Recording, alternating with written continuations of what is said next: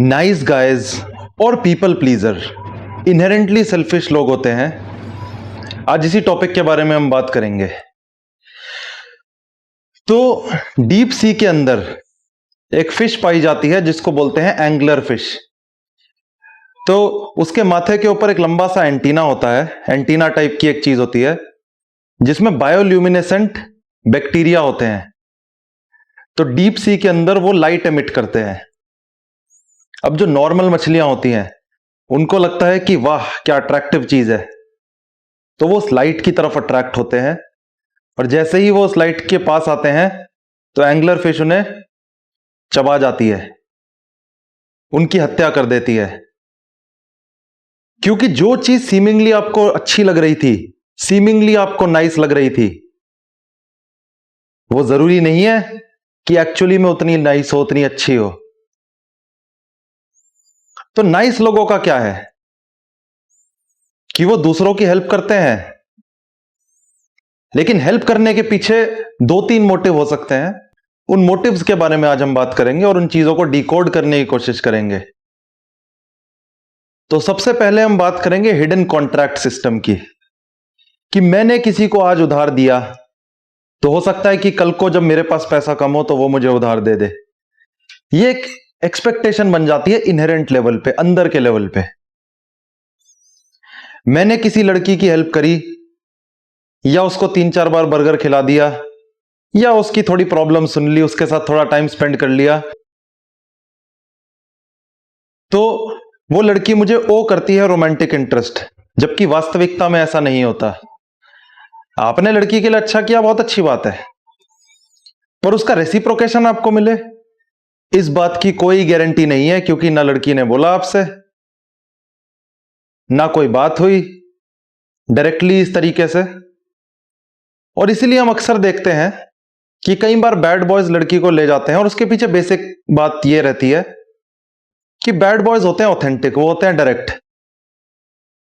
वो ऐसे घुमा फिरा के नाइस चीजें करके फिर एंड में एक्सपेक्टेशन करें कि हमें कुछ मिल जाए, इस डायरेक्शन में इस तरीके से वो नहीं चलते, जो कि काफी अट्रैक्टिव फीचर है अपने आप में ही। अब दोस्तों के मामले में मैंने एग्जांपल दे ही दिया उधार का, या फिर किसी तरह से आपने किसी की हेल्प कर दी, तो जरूरी नहीं है कि उस हेल्प का रेसिप्रोकेशन आपको मिले ही मिले।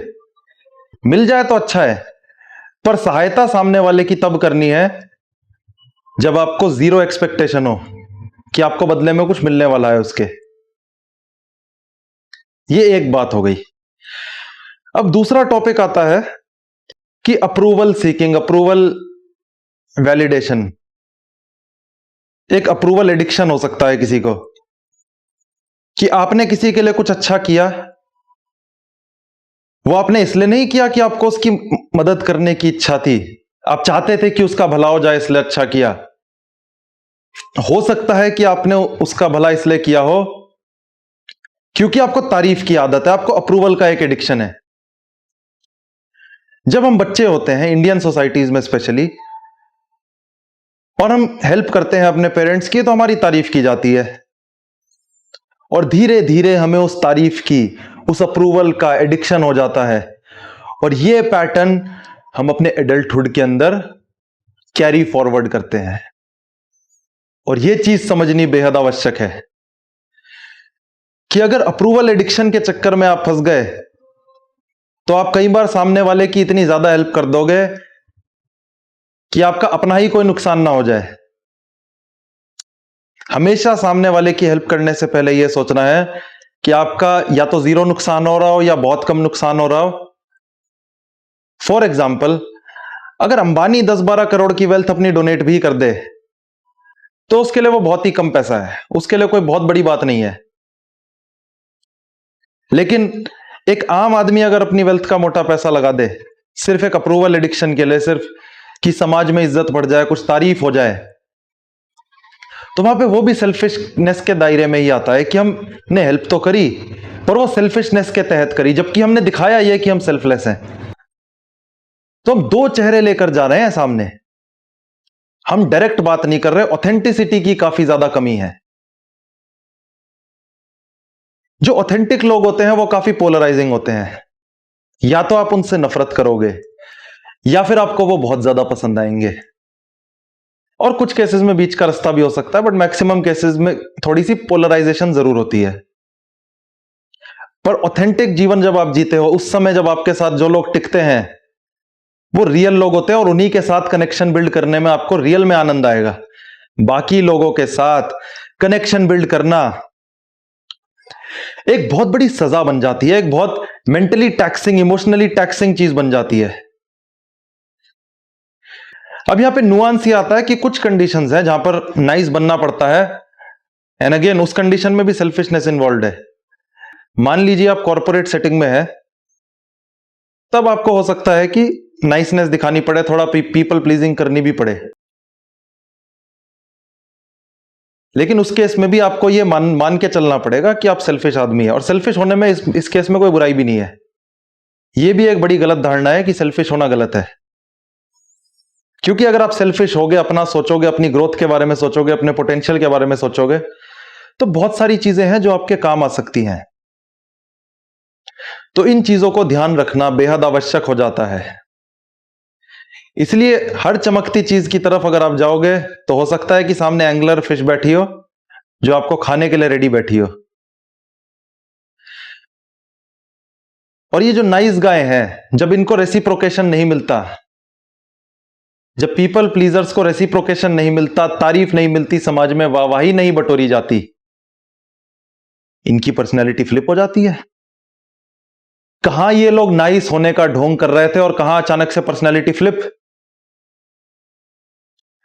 कोई लड़का जो लड़की के लिए नाइस एक्ट कर रहा था, अब लड़की से रिजेक्ट हो गया या फ्रेंड जोन हो गया, वो लड़का कई बार काफी अपनी पर्सनैलिटी को स्विच कर लेता है कि यार मैंने तुम्हारे लिए इतना किया और तुमने उसका मुझे यह सिला दिया,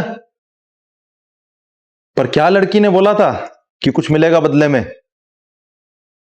ऑफ कोर्स उसने तो कुछ बोला नहीं था, हिडन कॉन्ट्रैक्ट सिस्टम, पर पर्सनैलिटी एकदम से स्विच। तो जीवन में पीपल प्लीजिंग वाली चीजों में अटक के नहीं रहना, स्पेशली उन कंडीशंस में जहां पे आपको कमाने को पैसे का कोई फायदा ना हो। देखो, एक सेल्समैन अपने कस्टमर से प्यार से बात कर रहा है, पीपल प्लीजिंग कर रहा है, वो एक चीज समझ आती है, पर अपने दोस्तों के साथ पीपल प्लीजिंग करने का क्या मतलब? जिसको रहना है रहे, जिसको नहीं रहना जाए। लोगों को खोने से डरने की कोई आवश्यकता नहीं है।